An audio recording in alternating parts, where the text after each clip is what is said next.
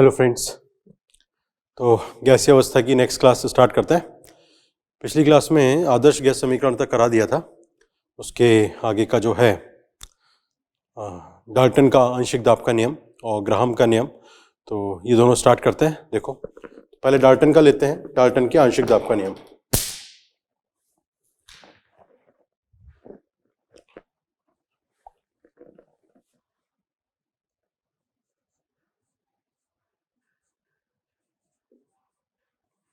Dalton का आंशिक दाब का नियम।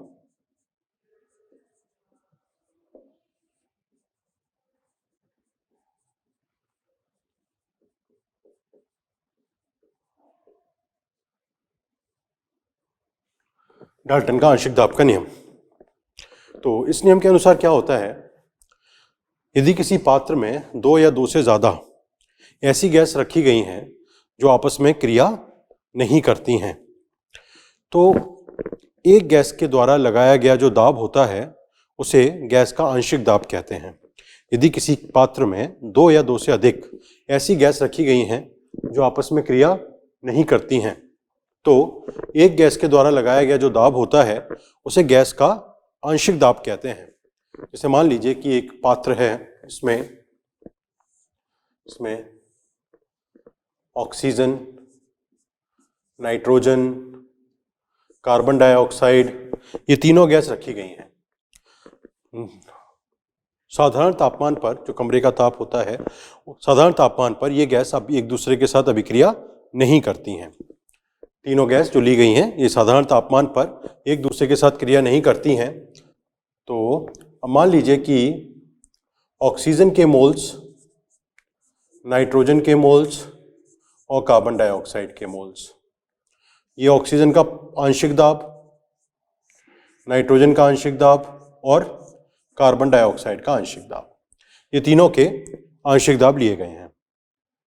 तो जो गैसीय मिश्रण का कुल दाब होगा, कुल दाब को अगर P total, T for total लिख दिया जाए, तो ये बराबर आता है ऑक्सीजन का आंशिक दाब प्लस नाइट्रोजन का आंशिक दाब प्लस कार्बन डाइऑक्साइड का आंशिक दाब।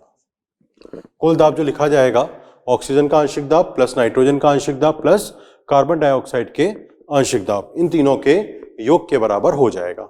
ठीक है, जो कुल दाब होगा वो इन तीनों के योग के बराबर हो जाएगा, ऑक्सीजन का आंशिक दाब, नाइट्रोजन का आंशिक दाब प्लस कार्बन डाइऑक्साइड का आंशिक दाब। यदि आदर्श गैस समीकरण से देखें तो ऑक्सीजन का जो आंशिक दाब होगा, ऑक्सीजन का आंशिक दाब बराबर ऑक्सीजन के मोल्स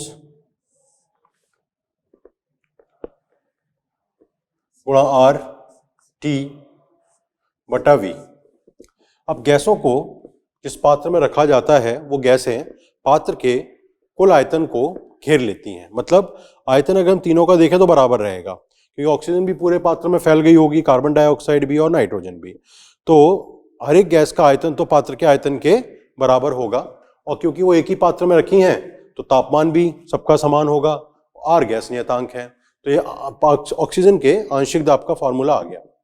इसी प्रकार से नाइट्रोजन का आंशिक दाब बराबर नाइट्रोजन के मोल्स गुणा R गुणा T बटा V। कार्बन डाइऑक्साइड का आंशिक दाब बराबर कार्बन डाइऑक्साइड के मोल्स गुणा R गुणा T बटा V, ये हो जाएगा। और यदि कुल दाब देखें गैसीय मिश्रण का, तो जो कुल दाब होगा ये बराबर आ जाएगा कुल मोल गुणा RT बटा V। तो यदि इनका अनुपात लिया जाए, जैसे ऑक्सीजन का आंशिक दाब बटे कुल दाब, ये बराबर आ जाएगा ऑक्सीजन के मोल बटे कुल मोल। तो ये जो होते हैं ये मोल प्रभाज, मोल फ्रैक्शन के बराबर होता है। तो ये बराबर आ गया ऑक्सीजन का मोल प्रभाज, ये ऑक्सीजन का मोल प्रभाज आ गया। तो केवल ऑक्सीजन का जो आंशिक दाब है यह कुल दाब गुणा मोल प्रभाज के बराबर होता है। XO2 का मतलब हो गया ऑक्सीजन का मोल भिन्न या मोल प्रभाज। तो मोल भिन्न और कुल दाब का गुणा करने के बाद उस गैस का आंशिक दाब आ जाएगा। तो ऑक्सीजन का आंशिक दाब आ गया कुल दाब गुणा मोल प्रभाज्य। ठीक है, ये था डाल्टन के आंशिक दाब का नियम। इसका एक प्रयोग होता है कि कुछ गैसों को जल के विस्थापन विधि द्वारा इकट्ठा किया जाता है। कुछ गैसों को जल के विस्थापन विधि के द्वारा इकट्ठा किया जाता है। तो जब गैसों को जल के विस्थापन विधि से इकट्ठा करते हैं तो क्या होता है कि जल के ऊपर जल वाष्प होती है और वो गैस होती है, दोनों चीजें होती हैं। तो उसके मिश्रण का जो कुल दाब होता है, कुल दाब जो होता है वह गैस का दाब प्लस जल का वाष्प दाब भी होता है। जल का वाष्प दाब, जल का वाष्प दाब और गैस के दाब कुल दाब के बराबर होता है। तो इसमें से यदि हमें गैस का दाब निकालना है तो ये कुल दाब में से जल का वाष्प दाब माइनस कर दिया जाएगा। कुल दाब में से जल का वाष्प दाब माइनस करेंगे तो गैस का दाब आ जाएगा। और गैस का दाब निकालने के बाद आदर्श गैस समीकरण PV बराबर nRT लगाकर हम गैस के मोलों की संख्या ज्ञात कर सकते हैं और गैस का द्रव्यमान भी ज्ञात किया जा सकता है। ठीक है, तो ये था डाल्टन के आंशिक दाब का नियम। इसके बाद लेते हैं ग्राहम का विसरण नियम। देखिए,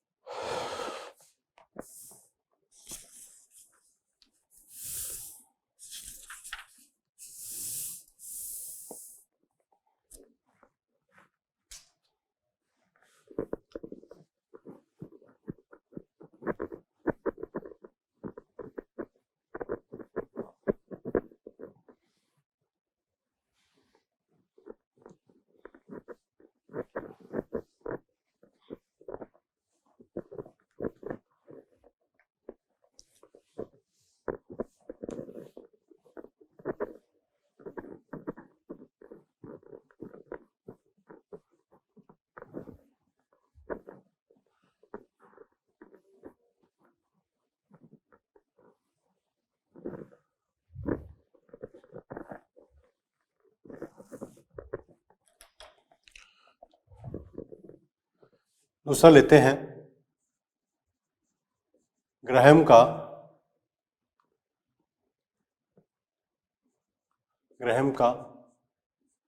विसरण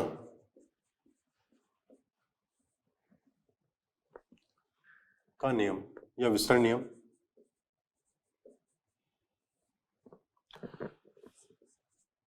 देखिए, एक होता है विसरण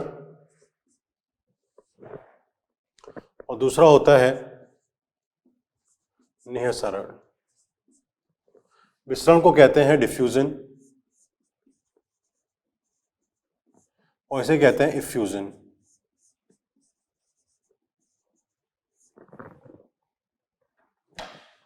तो जब कोई गैस अपने अधिक सांद्रता वाले क्षेत्र से कम सांद्रता वाले क्षेत्र में फैलती है तब इस प्रक्रिया को विसरण कहते हैं। जैसे अमोनिया की कोई बोतल है जिसमें अमोनिया गैस रखी हुई है। अमोनिया की गैस की बोतल का ढक्कन खोल दिया जाए तो उसमें से जो अमोनिया के अणु होंगे वो पूरे हवा में चारों तरफ फैल जाएंगे। तो इस घटना को विसरण कहते हैं। दूसरा होता है निःसरण। निःसरण में क्या होता है, इफ्यूजन में क्या होता है? इस फ्यूजन में जो गैस होती है वो उच्च दाब वाले क्षेत्र से निम्न वाले दाब वाले क्षेत्र की तरफ जाती है और एक बहुत छोटा छिद्र होगा, ओपनिंग होगी, उस छोटे छिद्र में से वो गैस बाहर निकलती है उच्च दाब वाले क्षेत्र से कम दाब वाले क्षेत्र की तरफ। तब इस घटना को निःसरण या इफ्यूजन कहते हैं। जब गैस अपने उच्च दाब वाले क्षेत्र से कम दाब वाले क्षेत्र की तरफ जाती है तो इस घटना को निःसरण कहते हैं। तो इफ्यूजन कहते हैं, इफ्यूजन या निःसरण कहते हैं।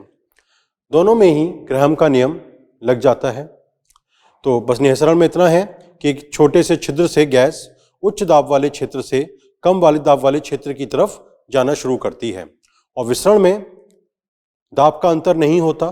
अधिक सांद्रता वाले क्षेत्र से कम सांद्रता वाले क्षेत्र की तरफ गैस जाना शुरू कर देती है और दोनों ही घटनाओं पर, चाहे वो विसरण हो या निःसरण हो, दोनों पर ही ग्राहम का नियम लागू हो जाता है।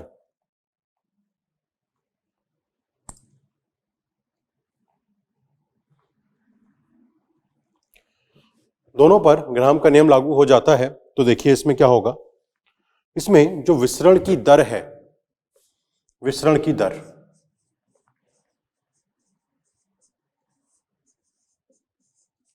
विसरण की दर बराबर गैस का आयतन बटा समय। गैस का वो आयतन जिसका विसरण हुआ है उसमें समय का भाग कर दें तो विसरण की दर आ जाती है। और उसको हम ऐसे भी लिख सकते हैं, गैस के मोलों की संख्या विसरित हुए मोल बटा समय। तो मोल और समय का अंतर भी लिया जा सकता है और आयतन और समय का अनुपात लिया, अंतर नहीं अनुपात लिया जा सकता है, तो उसको विसरण की दर कहते हैं। ग्राहम के नियम के अनुसार किसी भी गैस के विसरण की दर गैस के घनत्व के वर्गमूल के व्युत्क्रमानुपाती होती है। गैस के विसरण की दर गैस के घनत्व के वर्गमूल के व्युत्क्रमानुपाती होती है। तो R बराबर हो जाएगा 1/√D। और गैस का जो घनत्व होता है, गैस का जो घनत्व है वह गैस के वाष्प घनत्व के समानुपाती होता है। वाष्प घनत्व के समानुपाती है। वाष्प घनत्व को कहते हैं वेपर डेंसिटी।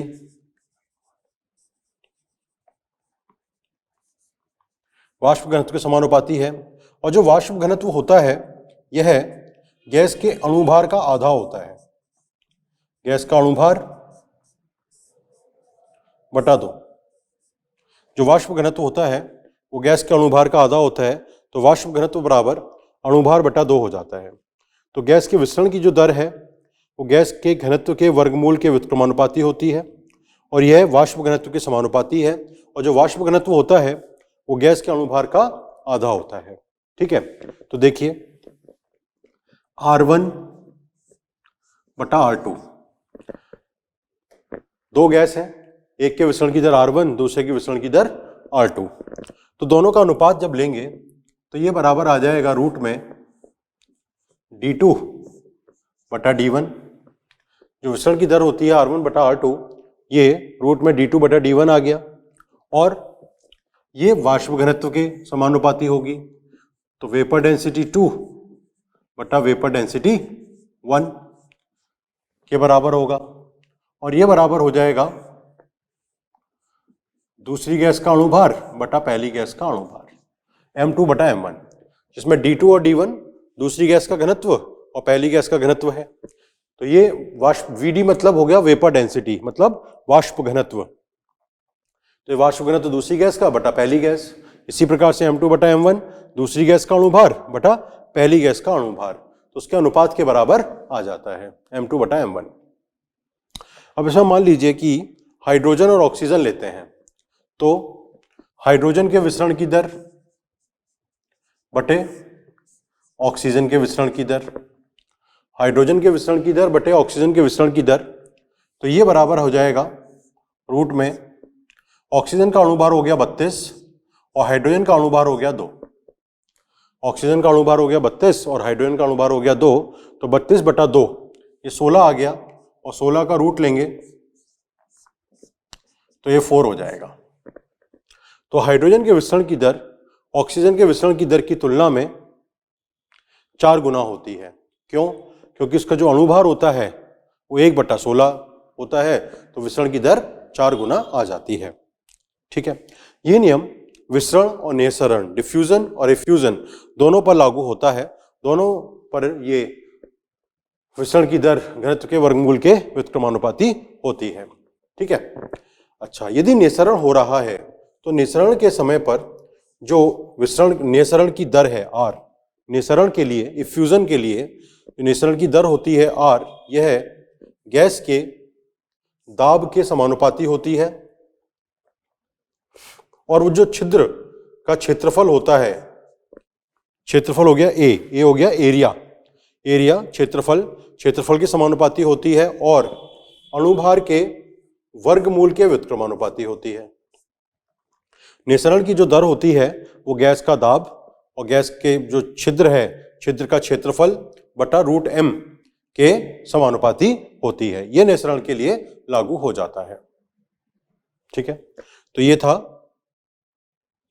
ग्राहम का विसरण नियम। ग्राहम के विसरण नियम के बाद अगला टॉपिक लेते हैं गैस का अणुगतिक सिद्धांत, जिसको काइनेटिक थ्योरी ऑफ गैस भी कहते हैं। देखिए, गैस का अणुगतिक सिद्धांत या जिसको काइनेटिक थ्योरी ऑफ गैस भी कहते हैं।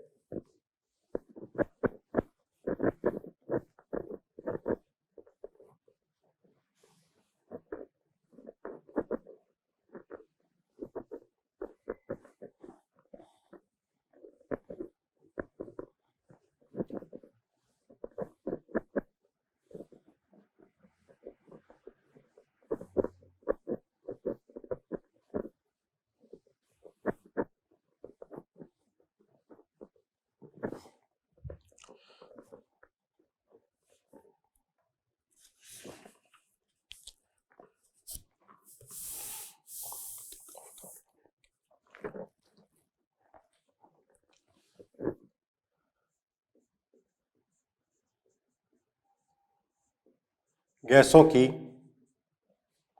अणुगतिक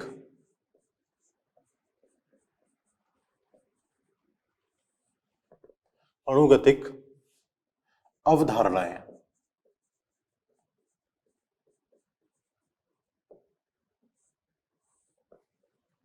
इसे कहते हैं kinetic theory of gases. Kinetic theory of gases, गैसों की अणुगतिक अवधारणाएं या काइनेटिक थ्योरी ऑफ गैसेस। तो अणुगतिक अवधारणाओं के अनुसार कोई भी जो गैस होती है वो छोटे छोटे कणों से मिलकर बनती है, जो कि गोलाकार होते हैं। अणु भी हो सकते हैं, परमाणु भी हो सकते हैं। गैस के जो कण हैं, अणु हो या परमाणु हो, वो लगातार गति करते रहते हैं।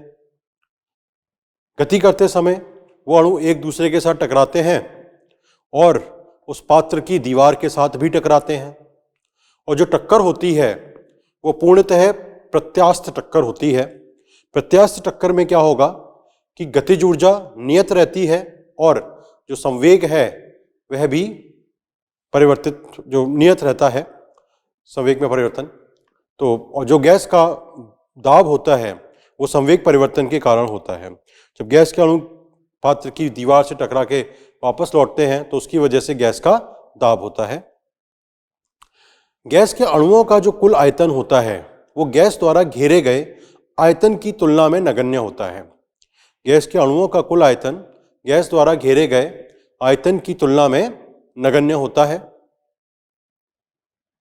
और आदर्श गैस को यदि लिया जाए तो आदर्श गैस के कणों के बीच में ना तो कोई आकर्षण होता है और ना ही कोई प्रतिकर्षण होता है। तो ये अणुगतिक अवधारणाएं हैं, काइनेटिक थ्योरी ऑफ गैस कहते हैं। गैस के अणुओं के ऊपर गुरुत्वाकर्षण का प्रभाव नहीं पड़ता, नगण्य प्रभाव होता है। यदि गुरुत्वाकर्षण का प्रभाव होता तो पात्र में नीचे की तरफ गैस का घनत्व ज़्यादा होता और ऊपर की तरफ गैस का घनत्व कम होता, परंतु ऐसा नहीं होता। गैस का घनत्व पूरे पात्र में सभी जगह समान रहता है। ठीक है, गैस का घनत्व सभी जगह समान रहता है, तो इसका मतलब यह हुआ कि उसके ऊपर गुरुत्वाकर्षण का कोई प्रभाव नहीं पड़ता। ठीक, देखिए, अणुगतिक सिद्धांत के आधार पर गैस का जो दाब निकल कर आता है उस दाब का फार्मूला होता है P बराबर 1/3 mN/V गुणा C स्क्वायर। यहाँ पे जो P है ये तो गैस का दाब है, M है, M एक कण का द्रव्यमान है। गैस के एक अणु का भार, अणु या परमाणु जो भी है, एक अणु का भार। N है, यह है अणुओं की संख्या। N यहां पर हो गया अणुओं की संख्या। V गैस का आयतन, घेरा गया आयतन, गैस द्वारा घेरा गया आयतन, घेरा गया आयतन। और जो C होता है इसे कहते हैं वर्ग माध्य मूल वेग। वर्ग माध्य मूल वेग। C होता है वर्ग माध्य मूल वेग, ठीक है। P होता है गैस का दाब, M होता है गैस के एक अणु का भार या परमाणु का भार, N होता है गैस के अणुओं की संख्या, V होता है गैस द्वारा घेरा गया आयतन और C होता है वर्ग माध्य मूल वेग, ठीक। अब देखिए इस समीकरण में यदि हम 1 मोल गैस की बात करें, 1 मोल गैस की बात करें तो 1 मोल गैस के लिए 1 मोल गैस के लिए क्या होगा, जो n बराबर है ये एवोगाड्रो संख्या के बराबर हो जाएगा। जो स्मॉल n है ये एवोगाड्रो संख्या के बराबर हो जाएगा, Na के बराबर हो जाएगा। और यदि m और Na का गुणा करें तो ये गैस का ग्राम अणु भार आ जाएगा, ग्राम अणु भार। ग्राम अणु भार को मान लीजिए कि m से लिख दिया, कैपिटल M से लिख दिया, तो P बराबर आ जाएगा 1/3 गुणा m बटा v गुणा c स्क्वायर। c वर्ग माध्य मूल वेग है, क्या होता है अभी बताएंगे।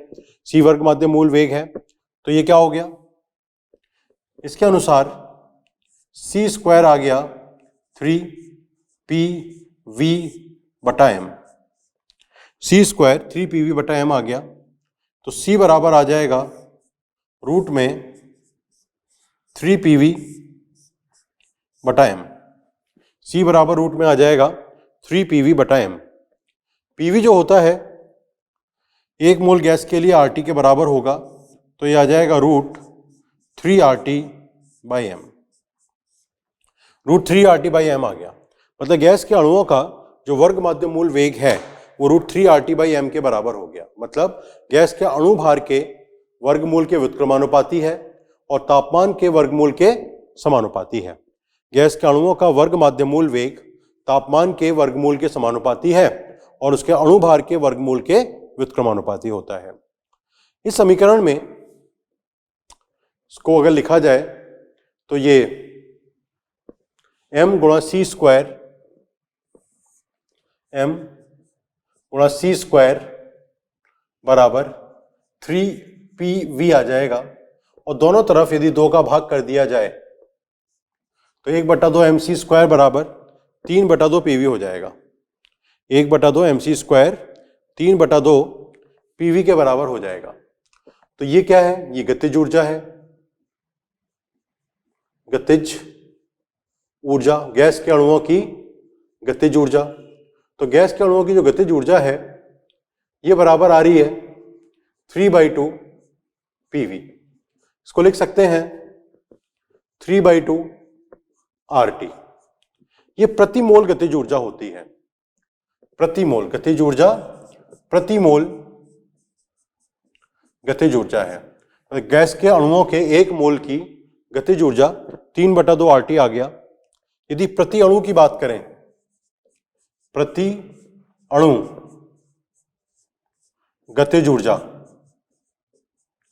तो प्रति अणु गतिज ऊर्जा क्या होती है, ये बराबर आ जाएगी 3/2 R/Na इंटू T। तो जो R है ये गैस नियतांक है और Na जो है वो एवोगाड्रो संख्या है, तो दोनों का अनुपात लेंगे तो ये बोल्ट्जमैन नियतांक आ जाता है। तो ये 3/2 K गुणा T हो जाएगा, 3/2 K गुणा T आ जाएगा, जिसमें K तो बोल्ट्जमैन नियतांक है और जो T है वो केल्विन स्केल पर गैस का ताप है। तो प्रति अणु गतिज ऊर्जा 3/2 kT के बराबर है, जिसमें K को कहते हैं बोल्ट्जमैन नियतांक।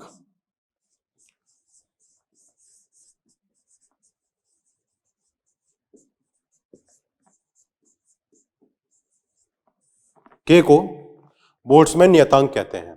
तो प्रति अणु गतिज ऊर्जा 3/2 kT के बराबर आ जाएगा और जो K होता है ये बोल्ट्जमैन नियतांक के बराबर होता है। ठीक है, तो ये थी गैस की अतुलगतिक अवधारणाएं और इससे वर्ग माध्य मूल वेग भी परिभाषित हो जाता है। देखिए ये वर्ग माध्य मूल वेग क्या होता है, तो पहले ऐसा करते हैं, गैस की जो अलग अलग प्रकार की जो गति होती हैं, जो वेग होते हैं, वो कैसे मापते हैं वो देख लेते हैं एक बार। ठीक है, देखिए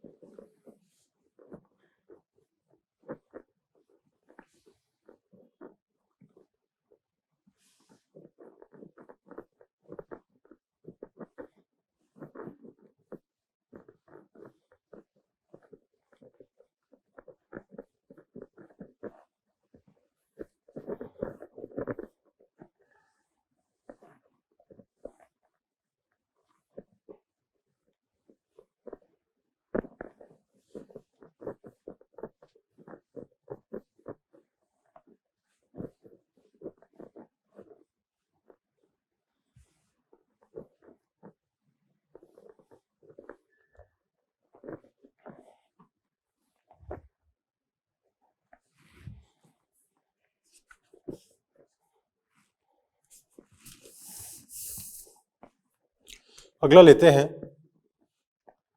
गैसीय अणुओं का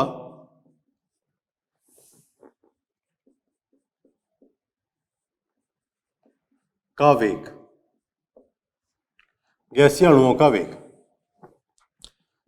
तो गैस जो होती है उसमें अणुओं का वेग अलग अलग होता है, समान तो नहीं होता, सभी का अलग अलग वेग होता है, लेकिन सभी का अलग अलग वेग मानकर उसकी जो अध्ययन है वो नहीं कर सकते, स्टडी नहीं की जा सकती।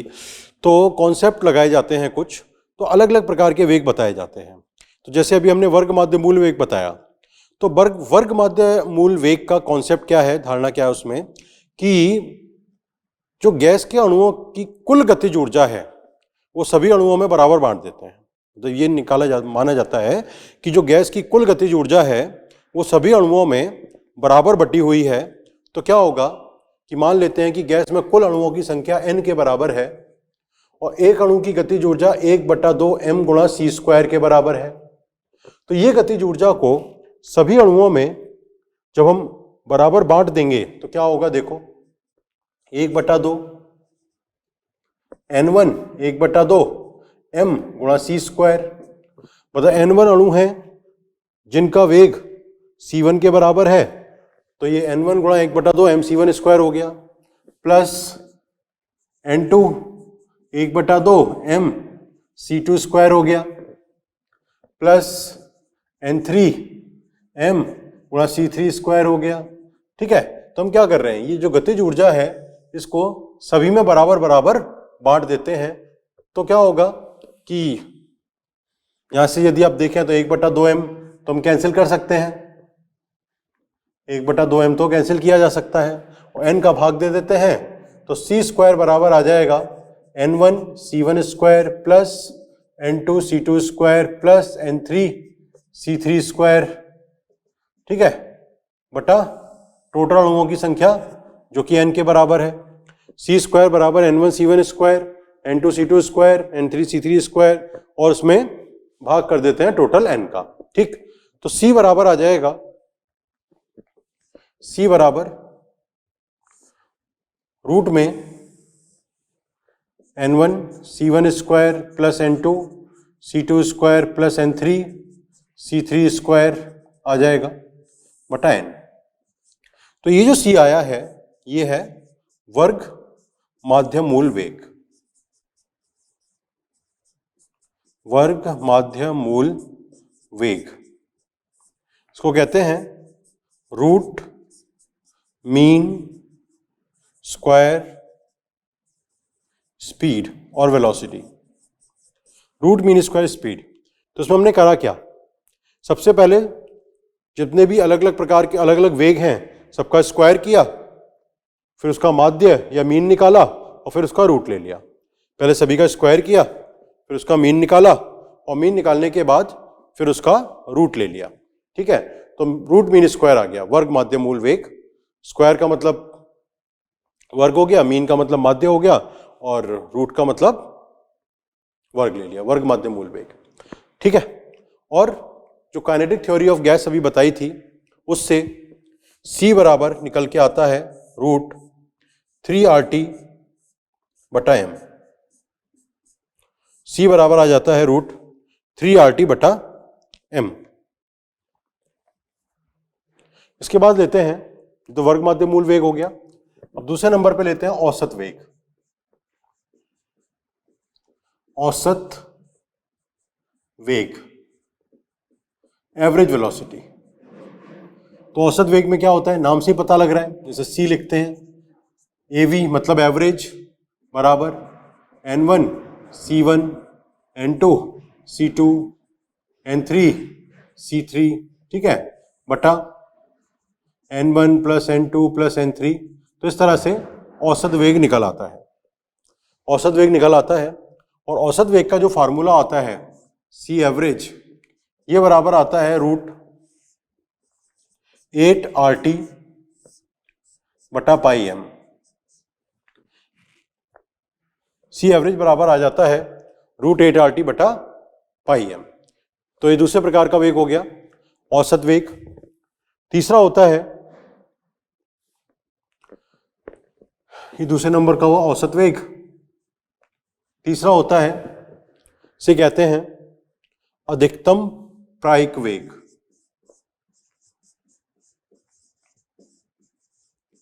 अधिकतम प्रायिक वेग। अधिकतम प्रायिक वेग। अधिकतम प्रायिक वेग क्या है कि गैस में जो अणु होते हैं उनमें से वो अणु जिनका वेग बहुत अधिक होता है उन अणुओं की संख्या बहुत कम होती है। वे अणु जिनका वेग बहुत अधिक है उन अणुओं की संख्या बहुत कम होती है, और जिन अणुओं का वेग बहुत कम होता है उनकी संख्या भी बहुत कम होती है। जिन अणुओं का वेग बहुत अधिक है उनकी संख्या कम है, और जिनका वेग कम होता है उनकी संख्या भी कम होती है।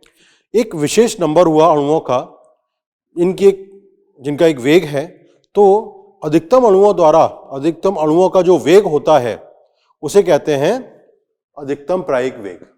अधिकतम अणुओं का जो वेग होता है उसे अधिकतम प्रायिक वेग कहते हैं। तो अधिकतम प्रायिक वेग को कहते हैं मोस्ट प्रोबेबल वेलोसिटी। मोस्ट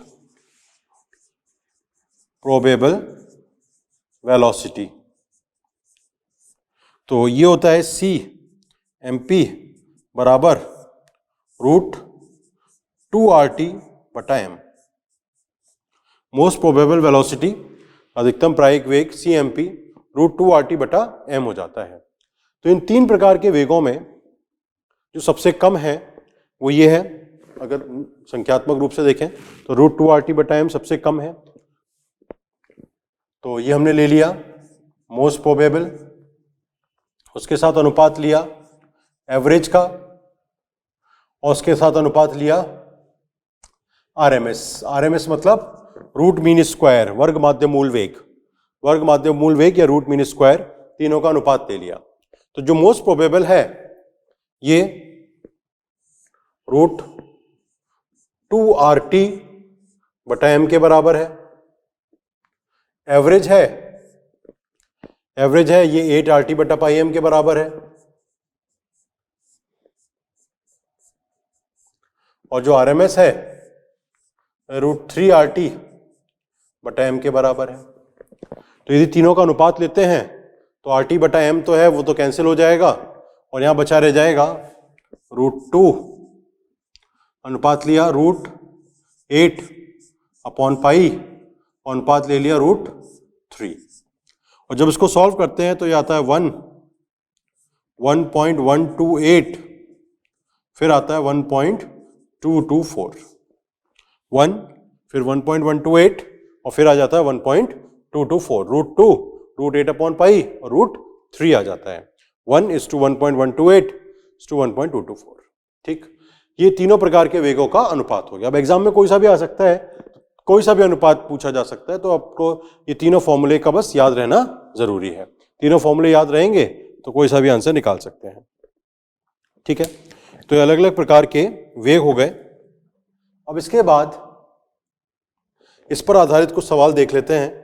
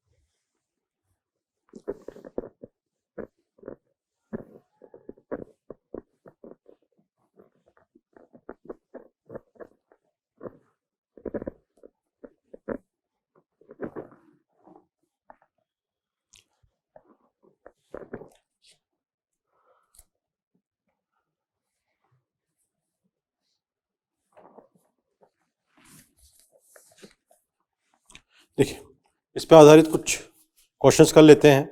पहले स्टेज 4 के करते हैं जिसमें प्रीवियस ईयर के क्वेश्चंस दिए गए हैं। ठीक है, तो उससे अंदाजा लग जाता है कि किस प्रकार के सवाल एग्जाम में आएंगे।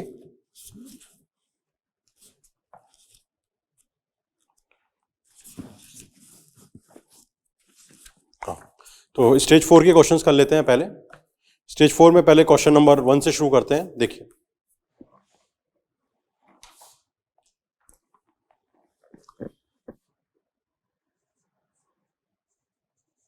Stage 4 question number 1। Stage 4 question number 1 में ग्राफ दिए गए हैं, 3 ग्राफ बना के दिए गए हैं।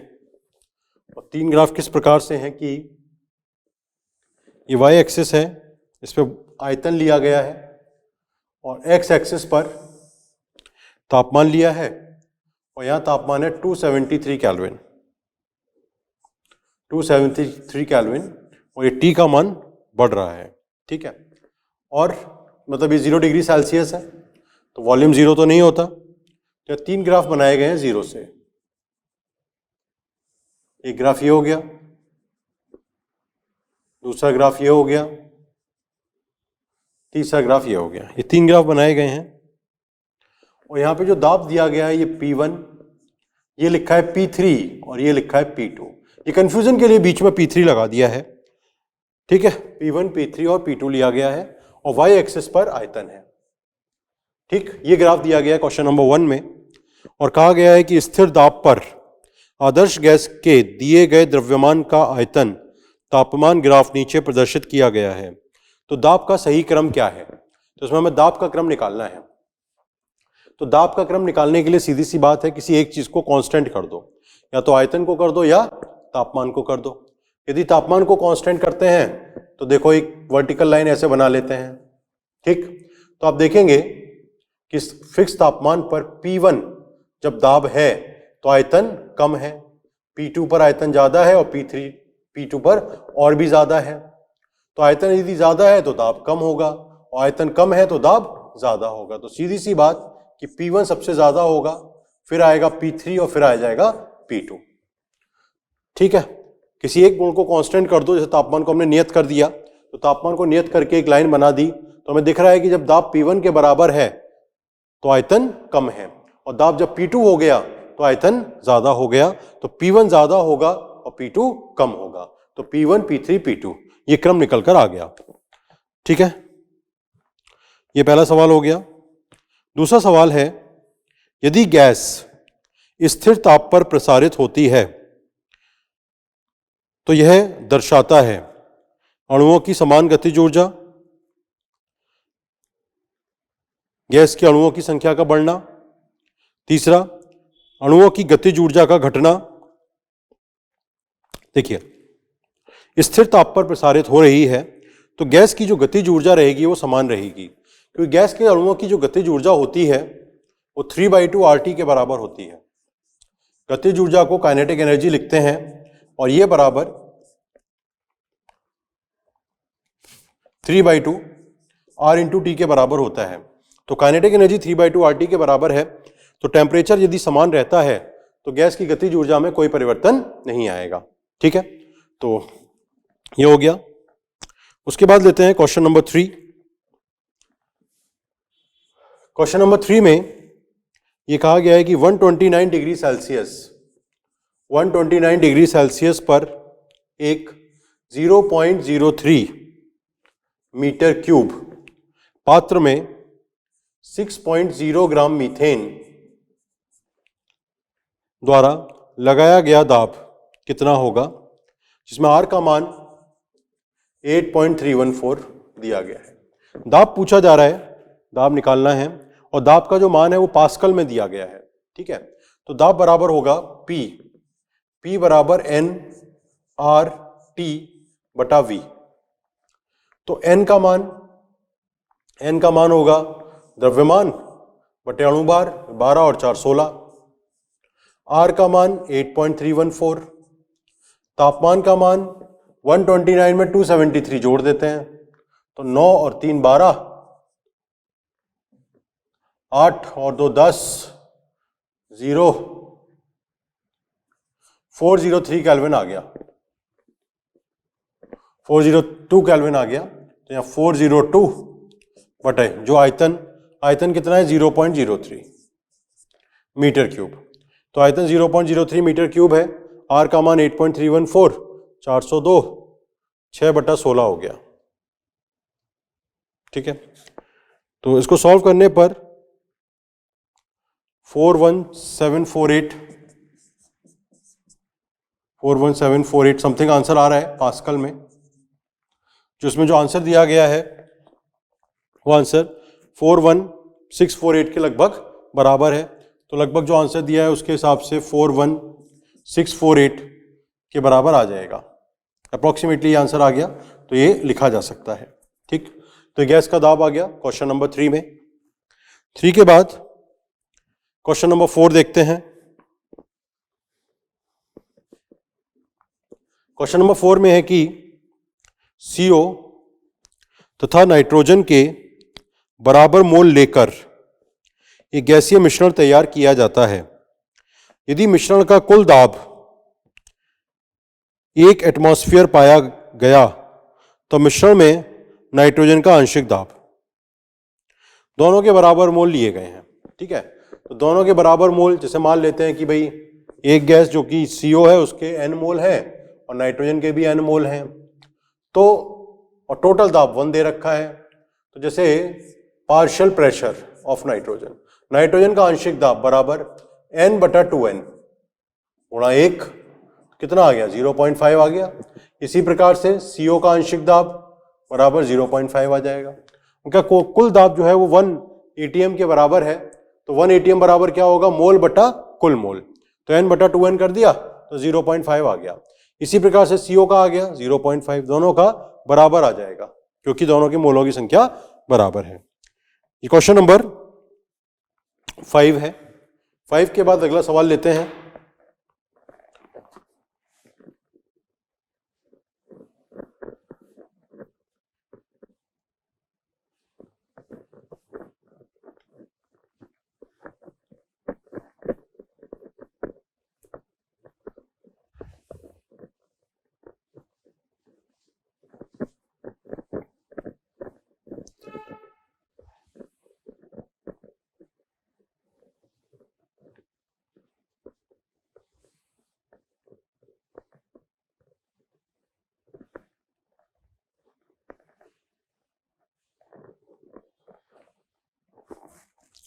अगला सवाल लेते हैं, क्वेश्चन नंबर 5।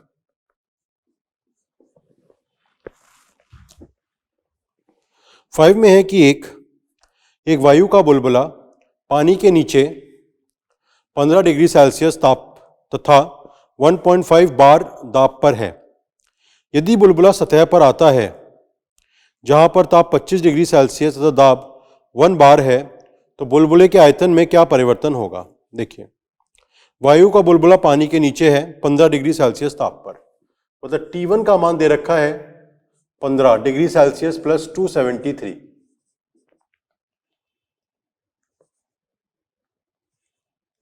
ये 288 केल्विन आ गया T1,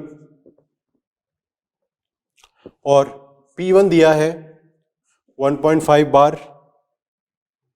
सतह पर आता है तो T2 दिया है 25 डिग्री सेल्सियस प्लस 273, ये 298 केल्विन हो गया, और P2 आ गया 1 बार,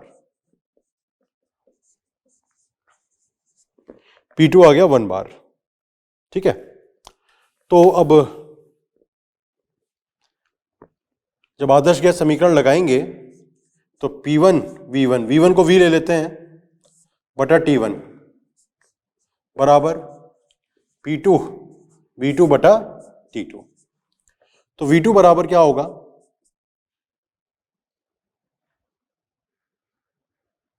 V2 बराबर P1 बटा T1 गुणा T2 बटा P2 गुणा V, ये आ जाएगा। P1 का मान दे रखा है 1.5, T2 का मान 298 बटा T1 का मान 288,